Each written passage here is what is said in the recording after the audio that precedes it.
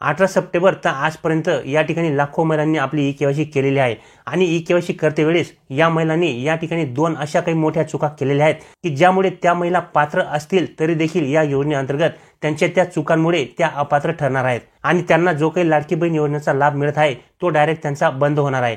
नमस्कार मित्रांनो, जसे की आपल्याला आता सगळ्यांनाच माहित आहे की लाडकी बहीण योजनेअंतर्गत आता जर तुम्हाला लाभ घ्यायचा असेल तर या ठिकाणी तुम्हाला ई-केवायसी करण्यासाठी शासनाकडून बंधनकारक करण्यात आलेले आहे। ई-केवायसी केल्याशिवाय आता इथून पुढे तुम्हाला लाडकी बहीण योजनेचे हप्ते हे मिळणार नाहीयेत। त्या अनुषंगानेच या ठिकाणी शासनाकडून दिनांक 18 सप्टेंबर 2025 रोजी लाडकी बहीण योजनेअंतर्गत पात्र लाभार्थी महिलांना पडताळणी आणि प्रमाणीकरण करण्यासाठी ई-केवायसीच्या माध्यमातून आधार ऑथेंटिकेशन करण्यासाठी एक शासन निर्णय निर्गमित करण्यात आलेला आहे आणि त्या शासन निर्णयानुसार आता या ठिकाणी मुख्यमंत्री माझी लाडकी बहीण या योजनेतील प्रत्येक पात्र लाभार्थी महिलेला आपली ई-केवायसी ही करावी लागणार आहे। त्यानंतरच तुम्हाला या ठिकाणी आता लाडकी बहीण योजनेचा जो काही हप्ता आहे 1500 रुपये तो इथून पुढे मिळणार आहे। ज्या बहिणी या योजनेअंतर्गत आपली ई-केवायसी 2 महिन्याच्या आतमध्ये करणार नाहीत अशा महिलांचा लाभ या ठिकाणी बंद होईल। त्यामुळे आता या योजनेअंतर्गत जेवढ्या पण महिला लाभ घेत असतील अशा सर्व महिलांना आता आपली ई-केवायसी करणे हे बंधनकारक शासनाकडून करण्यात आलेले आहे। त्यामुळे या योजनेच्या प्रत्येक पात्र लाभार्थी महिलेला आपली ई-केवायसी या ठिकाणी करून घेणे हे खूप महत्त्वाचे असणार आहे। परंतु मित्रांनो, ई-केवायसी करताना देखील लाखो महिला या ठिकाणी खूप मोठ्या चुका करत आहेत। या चुकांमुळे ज्या महिला पात्र असतील त्या महिला सुद्धा आता या योजनेअंतर्गत अपात्र होतील। त्यामुळे या ठिकाणी ई-केवायसी करते वेळेस तुम्हाला खूप महत्त्वाच्या गोष्टी अशा आहेत की ज्या लक्षपूर्वक या ठिकाणी भराव्या लागणार आहेत। ज्या दिवसापासून या ठिकाणी ई-केवायसी सुरू झालेली आहे तर आतापर्यंत म्हणजेच 18 सप्टेंबर पासून या ठिकाणी ई-केवायसी करण्याची प्रोसेस ही ऑनलाईन सुरू झालेली आहे। 18 सप्टेंबर तर आजपर्यंत या ठिकाणी लाखो महिलांनी आपली ई-केवायसी केलेली आहे आणि ई-केवायसी करते वेळेस या महिलांनी या ठिकाणी दोन अशा काही मोठ्या चुका केलेल्या आहेत की ज्यामुळे त्या महिला पात्र असतील तरी देखील या योजनेअंतर्गत त्यांच्या त्या चुकांमुळे त्या अपात्र ठरणार आहेत आणि त्यांना जो काही लाडकी बहीण योजनेचा लाभ मिळत आहे तो डायरेक्ट त्यांचा बंद होणार आहे। त्यामुळे या ठिकाणी जर तुम्ही मुख्यमंत्री माझी लाडकी बहीण या योजनेचा लाभ घेत असाल, या दोन मोठ्या चुका तुमच्या कोणत्या आहेत की ज्या तुमच्याकडून ई-केवायसी करते वेळेस होत आहेत या तुम्हाला समजून घेणे खूप महत्त्वाचे असणार आहे। अन्यथा तुम्ही देखील या ठिकाणी जर या दोन मोठ्या चुका केल्या तर मात्र या ठिकाणी तुमचा देखील लाभ पात्र असून देखील तुम्हाला या योजनेचा लाभ हा मिळणार नाही। त्यामुळे या ठिकाणी हा व्हिडिओ नक्की शेवटपर्यंत पहा। मित्रांनो, आतापर्यंत मुख्यमंत्री माझी लाडकी बहीण योजनेअंतर्गत लाखो महिलांनी आपली ई-केवायसी ही पूर्ण केलेली आहे आणि या ठिकाणी 90% महिलांनी या दोन मोठ्या चुका केलेल्या आहेत।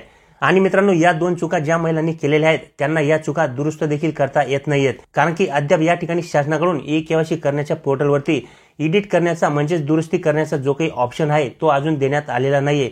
त्यामुळे या ठिकाणी महिलांना फक्त एकच चान्स आहे। या संधीमध्ये जर तुम्ही या ठिकाणी ई-केवायसी तुमची व्यवस्थितपणे केली नाही, या दोन मोठ्या चुका जर केल्या तर मात्र तुमचा या ठिकाणी पात्र असून देखील लाभ हा बंद होऊ शकतो। लाखो महिलांनी आतापर्यंत या योजनेअंतर्गत आपली ई-केवायसी ही कंप्लीट केलेली आहे आणि त्यामध्ये 90% महिलांनी या ठिकाणी या दोन मोठ्या चुका केलेल्या आहेत। त्याचप्रमाणे आता या ठिकाणी ई-केवायसी करण्यासाठी पोर्टलवरती काही प्रॉब्लेम येत आहे, परंतु लाखो महिलांची ई-केवायसी झालेली आहे आणि पोर्टल सुरळीत झाल्यानंतर पुन्हा या ठिकाणी महिला ज्या काही ई-केवायसी करतील त्या देखील या दोन मोठ्या चुका करू शकतात। त्यामुळे हा व्हिडिओ ज्यांची ई-केवायसी झालेली आहे त्यांनी देखील पूर्ण पहा आणि ज्यांची ई-केवायसी झालेली नाहीये त्यांनी देखील पूर्ण पहा, जेणेकरून या ठिकाणी ज्यावेळेस तुम्ही ई-केवायसी कराल त्यावेळेस तुमच्याकडून या चुका होणार नाहीत आणि या योजनेचा जो काही लाभ आहे तो तुम्हाला या ठिकाणी सुरळीतपणे मिळत राहील। त्यामुळे ई-केवायसी करताना तुमच्याकडून कोणत्या मोठ्या चुका होत आहेत आणि त्या चुका टाळण्यासाठी तुम्हाला नेमका कोणता पर्याय निवडायचा आहे याबाबतच आपण या व्हिडिओमध्ये सविस्तर माहिती जाणून घेणार आहोत। तर व्हिडिओ नक्की पूर्ण पहा। चॅनलवर नवीन असाल तर चॅनलला सबस्क्राइब करून ठेवा। असेच नवनवीन आणि माहितीपूर्ण व्हिडिओ मी तुमच्यासाठी घेऊन येत असतो। तर चला मित्रांनो, व्हिडिओ सुरू करूया आणि महिला ई-केवायसी करता वेळेस कोणत्या दोन मोठ्या चुका करत आहेत याबाबत सविस्तर जाणून घेऊया। तर बघा मित्रांनो, या ठिकाणी मुख्यमंत्री माझी लाडकी बहीण या योजनेची ई-केवायसी करते वेळेस महिला कोणत्या दोन मोठ्या चुका करत आहेत की ज्यामुळे त्या पात्र असून देखील या योजनेअंतर्गत त्या अपात्र ठरणार आहेत। तर हे तुम्ही व्यवस्थित समजून घ्या, जेणेकरून या ठिकाणी जर तुमची ई-केवायसी बाकी असेल तर पुढे ज्यावेळेस पण तुम्ही या योजनेची ई-केवायसी कराल तर त्यावेळेस तुमच्याकडून त्या चुका होणार नाहीत। तसेच ज्या महिलांनी आपली ई-केवायसी पूर्ण केली असेल तर त्या महिलांनी देखील या ठिकाणी लक्षपूर्वक पहा, कारण की या ठिकाणी जर एडिटचा ऑप्शन आला तर या ठिकाणी दुरुस्ती करते वेळेस तुम्हाला कोणती दुरुस्ती करायची आहे, कशा पद्धतीने ती दुरुस्ती करायची आहे याबाबत तुम्हाला समजून जाईल। तर बघा मित्रांनो, या ठिकाणी मुख्यमंत्री माझी लाडकी बहीण या योजनेच्या ई-केवायसी करण्यासाठी तुम्हाला सगळ्यात आधी लाडकी बहीण .महाराष्ट्र.gov.in या संकेतस्थळाला भेट द्यावी लागणार आहे। म्हणजेच कुठल्याही ब्राउझरवरती तुम्हाला या ठिकाणी हे पोर्टल ओपन करून घ्यायचे आहे।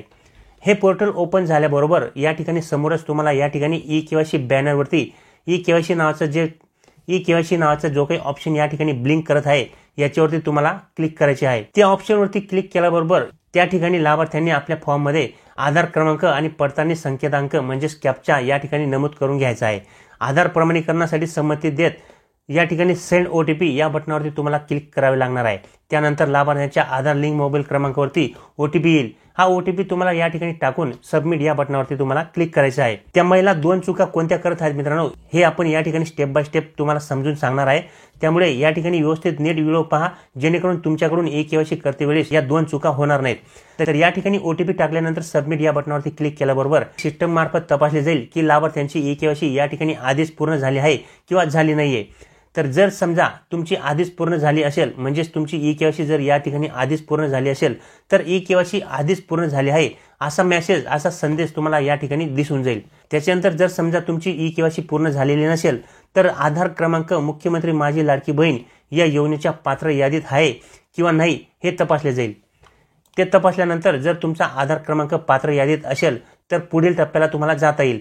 पुढील टप्पा तुमचा आल्यानंतर लाभार्थ्याने आपल्या पती किंवा वडिलांचे आधार क्रमांक तसेच पडताळणी संकेतांक म्हणजेच कॅप्चा कोड या ठिकाणी नमूद करावा लागणार आहे। कॅप्चा कोड टाकल्यानंतर या ठिकाणी तुम्हाला संमती दर्शवून सेंड OTP या बटनावरती क्लिक करायचा आहे। तो OTP आधार सोबत लिंक असलेल्या मोबाईल नंबरवरती तुम्हाला या ठिकाणी प्राप्त होईल। तो OTP या ठिकाणी नमूद करून सबमिट बटनावरती पुन्हा तुम्हाला या ठिकाणी क्लिक करायचं आहे। आता इथून पुढे मित्रांनो जे काही चुका महिला करत आहेत त्या तुम्हाला या ठिकाणी समजणार आहेत, कारण की या ठिकाणी शासनाकडून फिरून या ठिकाणी प्रश्न विचारलेले आहेत जे सर्वसाधारण महिलांच्या लक्षात येत नाही आणि या ठिकाणी बहुतेक महिला 90% महिला याच चुका करत आहेत की या ठिकाणी तुम्हाला नेमके कोणते ऑप्शन सिलेक्ट करायचे आहे। तर बघा OTP या बटनावरती पती आणि वडिलांचे आधार क्रमांक टाकून या ठिकाणी OTP टाकल्यानंतर जसे आपण सबमिट करतो त्यानंतर तुम्हाला या ठिकाणी तुमचा जात प्रवर्ग निवडावा लागेल आणि खालील बाबी प्रमाणित म्हणजे डिक्लेरेशन करावे लागतील। तर हीच ती फील्ड आहे मित्रांनो की ज्या ठिकाणी 90% महिला या चुका करत आहेत। तर बघा या ठिकाणी प्रश्न विचारलेले आहेत शासनाकडून की माझ्या कुटुंबातील सदस्य नियमित कायम कर्मचारी म्हणून शासकीय विभाग उपक्रम मंडळ भारत सरकार किंवा राज्य शासनाच्या स्थानिक संस्थेत कार्यरत नाहीत किंवा सेवानिवृत्तीनंतर निवृत्ती वेतन घेत नाहीत। अशा पद्धतीने या ठिकाणी प्रश्न विचारलेला आहे आणि या ठिकाणी तुम्हाला होय किंवा नाही हे 2 पर्यायांपैकी एक पर्याय तुम्हाला निवडायचा आहे। बऱ्याचशा लाखो महिलांनी या ठिकाणी नाही पर्याय निवडलेला आहे आणि लाखो महिलांनी या ठिकाणी होय पर्याय निवडलेला आहे। परंतु या ठिकाणी बऱ्याचशा महिलांचे प्रश्न असे येत आहेत आपल्या व्हिडिओवरती की सर या ठिकाणी आपल्याला होय निवडायचं आहे की नाही निवडायचं आहे, या ठिकाणी योग्य पर्याय हा कोणता आहे। तर या ठिकाणी राज्य शासनाच्या स्थानिक संस्थेत कार्यरत नाहीत आणि किंवा सेवानिवृत्तीनंतर निवृत्ती वेतन घेत नाहीत।